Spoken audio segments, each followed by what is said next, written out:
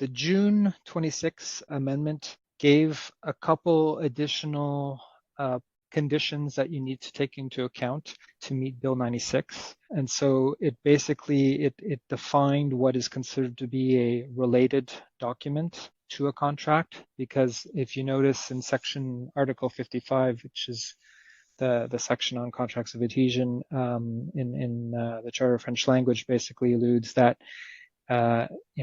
a contract has to be available in French unless both parties have agreed to, or unless after having seen the contract of adhesion, parties agree to sign it in another language. And it also includes any other related documents. And so what the June Amendment defined as other related documents to a contract of adhesion includes a document attesting the existence of the actual contract. So an example that they give is a certificate of insurance, for example.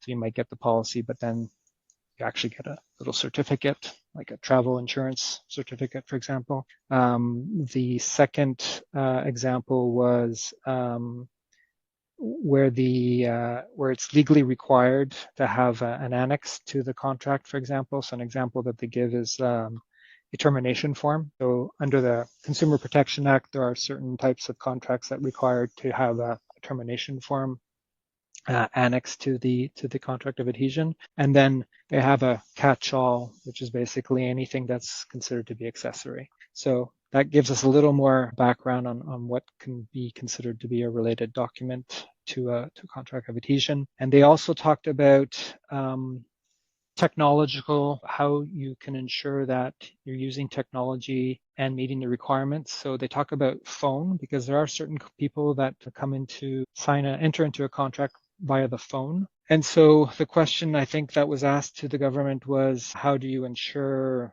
that you've provided a French version of a contract if you're dealing with someone over the phone? Because it's not like you can show them the contract over the phone unless you're using maybe Teams or something. So the way the government responded with the amendment was that you need to ensure that the French version of the standard clauses have been consulted through some technological means, which could be the use of Teams, for example,